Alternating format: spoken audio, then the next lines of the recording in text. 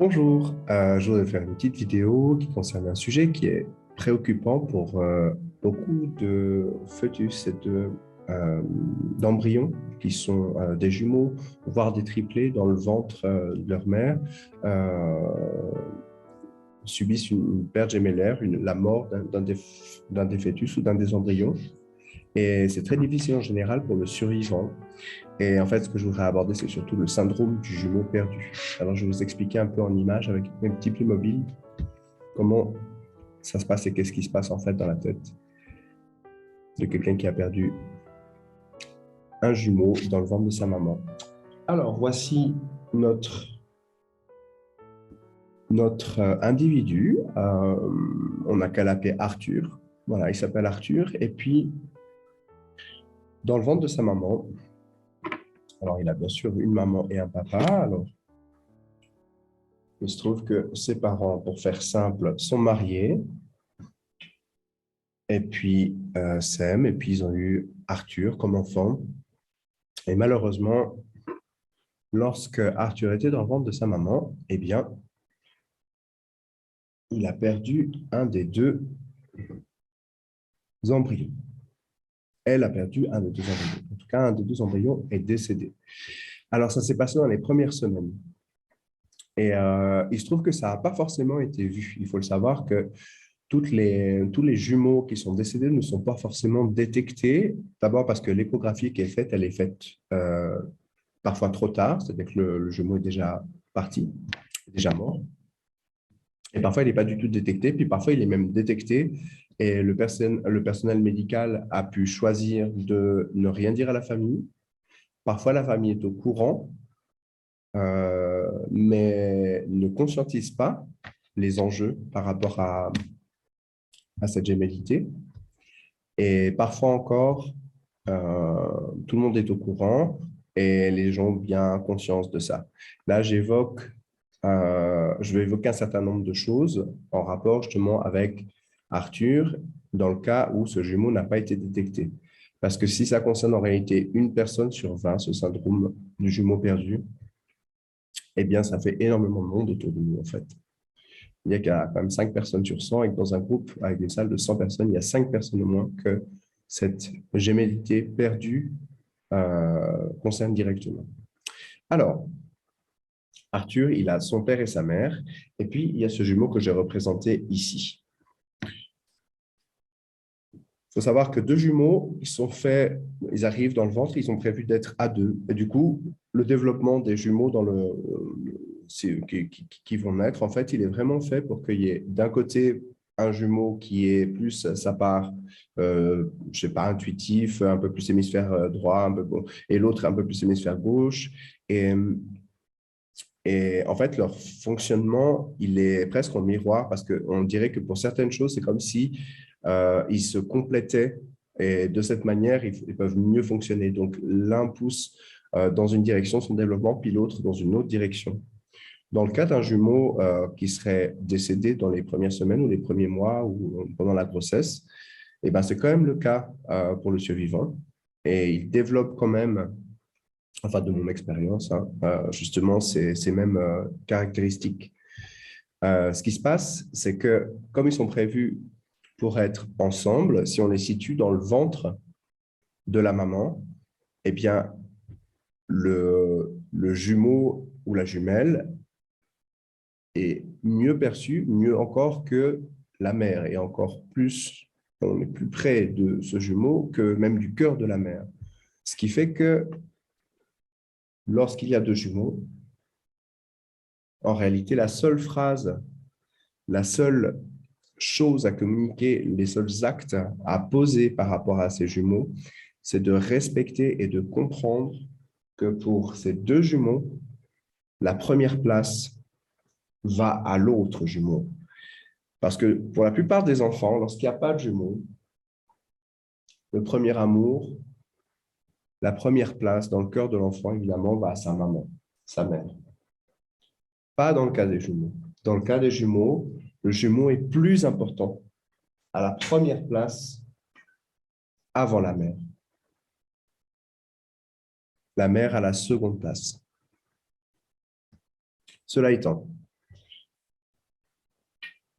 Si ce jumeau, pour des raisons X, Y ou 1 qui nous échappent, est décédé et que ce jumeau-là est survivant, mais il naît, il vit son enfance, il a rencontré certaines problématiques, certaines difficultés. Par exemple, il aimerait être fusionnel, comme peuvent l'être deux jumeaux, mais ne sait pas où est son jumeau, puisque ce jumeau n'a pas sa place au sein du système familial. On ne le mentionne pas, on ne prend pas en considération tous les signes que cet enfant montre qu'il lui manque cette partie de lui-même presque, enfin, je veux dire, ce deuxième individu qui est là pour le compléter. Alors, comme il n'a pas la possibilité de le montrer, il va faire quoi? Projeter la relation gémellaire sur peut-être la mère, peut-être le père, peut-être les frères et sœurs, s'il en a, et va être à la recherche d'une fusion. Une fusion qui va dépasser la fusion habituelle qu'on a du fait de l'attachement d'un enfant vers ses parents et ses frères et sœurs. Évidemment qu'on a tous besoin de s'attacher. Il y aura un attachement qui va être dysfonctionnel parce que d'une part, il va rechercher chez ses parents cette affection, cette présence qu'il aimerait attendre chez son jumeau, mais d'autre part, le jumeau va en fait symboliquement l'en empêcher. C'est-à-dire qu'il est à la recherche de l'attachement, mais de l'attachement du jumeau. Et non seulement ça va jouer entre les parents et lui, et en plus de ça, lorsqu'il sera aussi avec des autres enfants, eh bien, ça va faire à peu près la même chose. Il aimerait être en relation à tout prix pour retrouver la fusion qu'il qu'il ressentirait normalement avec son jumeau, mais en même temps qu'il aimerait être fusionnel avec un tel ou une telle, eh bien, il y a son jumeau qui est là pour l'en empêcher. Et quand je dis symboliquement, c'est quelque chose qui peut vraiment être presque ressenti dans le corps, je veux dire, le langage non verbal de la personne qui a perdu son jumeau, dans sa façon de s'exprimer, dans sa manière d'agir avec les autres. Donc, c'est vraiment très, très présent. Lorsque ce jumeau grandit,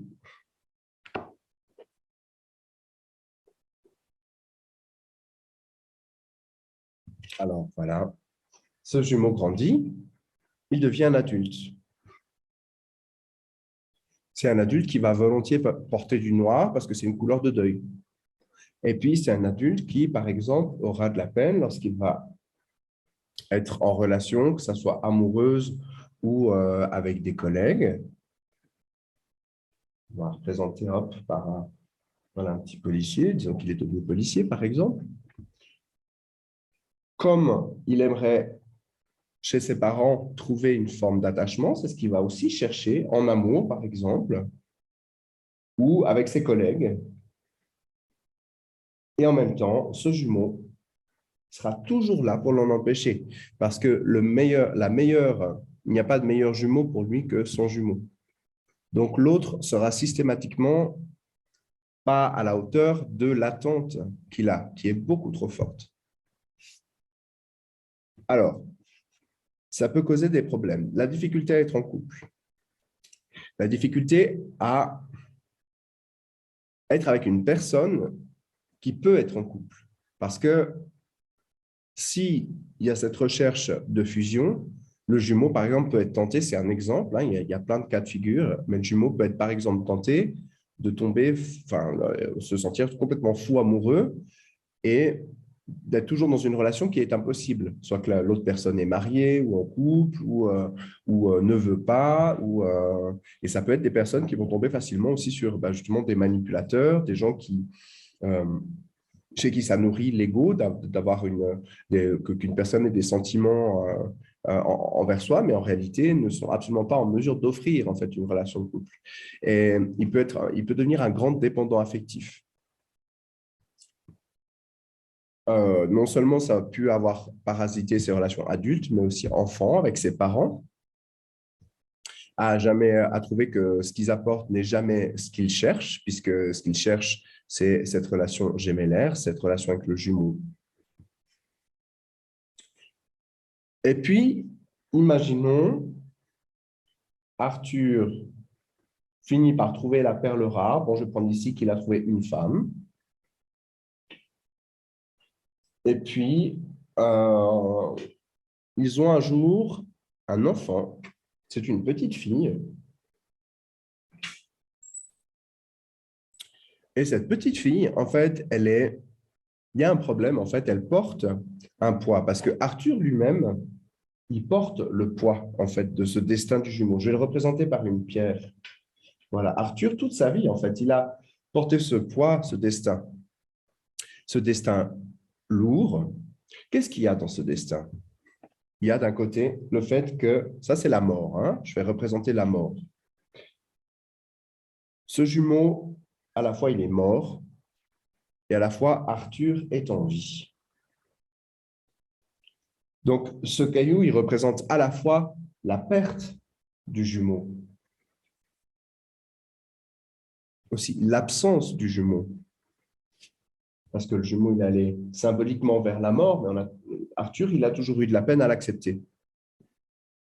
Puis, il y a la vie ici.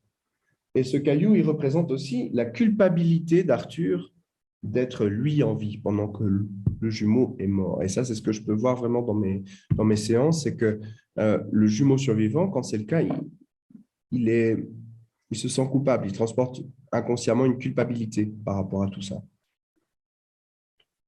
Et ce caillou qui est ici, je pense qu'il vaut la peine d'être vu.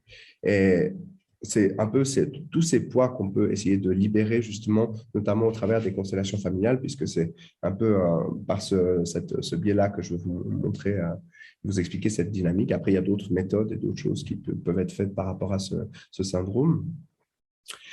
Et si je reviens donc à l'explication par rapport au fait d'avoir un enfant, Arthur a ensuite un enfant, une fille, on a dit.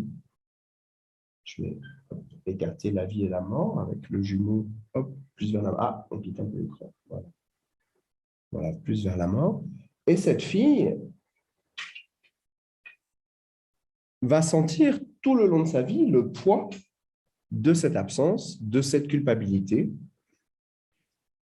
Et par amour pour son père, par loyauté, va non seulement emporter secrètement dans son sac à dos inconscient ce jumeau qui est disparu, mais aussi la pierre, et puis donc, elle aura quelque part sa propre pierre. Je vais plutôt la symboliser par voilà, un coquillage, ce coquillage qui va représenter cette part, en fait, ce poids qu'elle-même emporte dans sa vie. Et pour avoir ce sentiment d'appartenance, de bien faire partie de cette famille, et dans son attachement à son père, quelque part, elle peut avoir pris le parti de faire exister ce jumeau qui n'a existé nulle part, qui a manqué beaucoup à son père. Il a existé, pardon, mais il a juste manqué à son père. Et son père, lui, de par son regard sur son enfant, peut s'être dit, oh, c'est un enfant exactement comme j'aurais voulu que celui-là naisse, et du coup, va projeter. Il y aura un phénomène qu'on appelle l'identification, et va identifier son propre enfant comme étant son jumeau. Ce qui fait qu'en plus de porter la peine de son père, la culpabilité, cet enfant-là peut aussi avoir une sacrée colère parce qu'elle doit emporter ce jumeau alors que ça n'est pas sa place.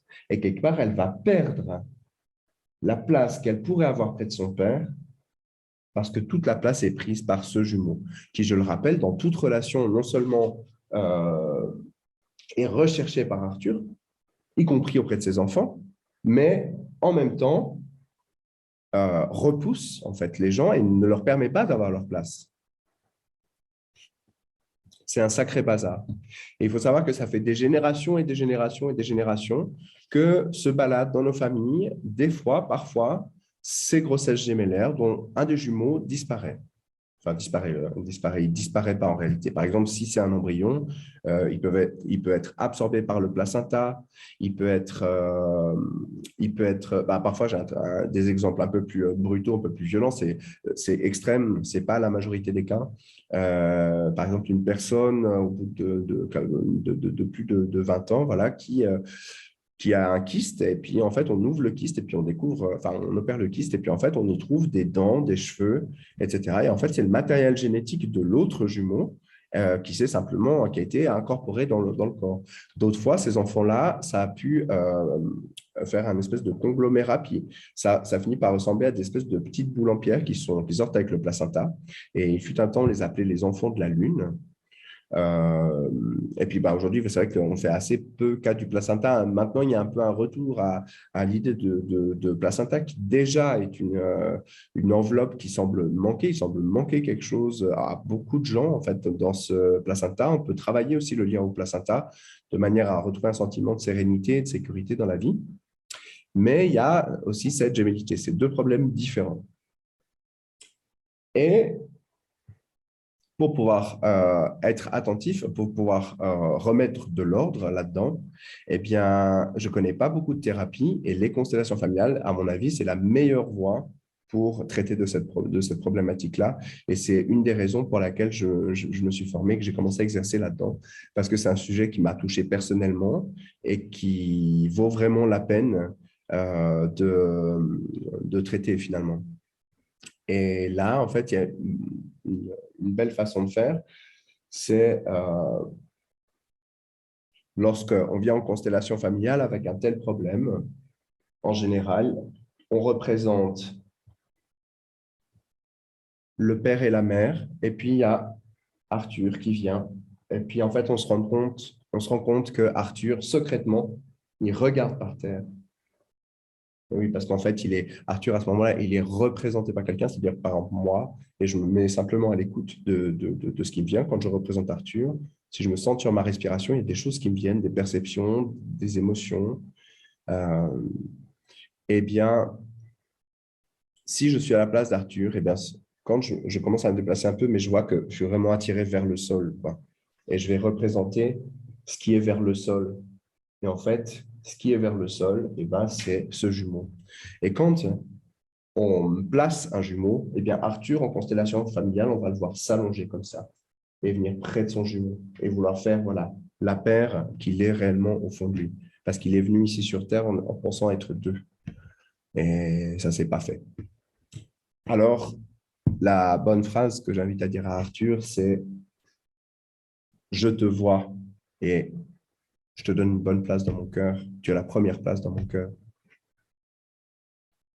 Donc, c'est vraiment à Arthur, finalement, de faire ce chemin-là. Parce qu'en fait, un parent, si c'est les parents qui viennent me voir, ça arrive aussi que des parents viennent pour leur enfant. Ils disent, voilà, on a un problème, notre petit enfant, notre petit Arthur ne va pas très bien. Et puis, on découvre que cet Arthur, il a ce jumeau, puis qu'il va secrètement se coucher avec lui, mourir avec lui, parce qu'il est mieux là, il est mieux près de son jumeau. Alors, les parents peuvent dire aussi aux jumeaux, on te voit et nous te voyons et nous te donnons une bonne place dans notre cœur. Et nous voyons que vous êtes complets comme ça tous les deux, vous êtes tous les deux le fruit de notre amour. Et nous comprenons, nous respectons le fait que la première place dans votre cœur soit pour l'autre jumeau. Voilà, ça c'est des bonnes phrases.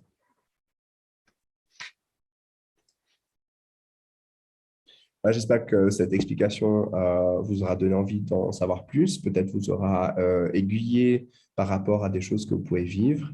Si vous avez des questions, si vous voulez faire un travail par rapport à ça, je suis bien sûr joignable. C'est avec grand plaisir que je vous réponds et je suis disponible. Merci de m'avoir écouté. Au revoir.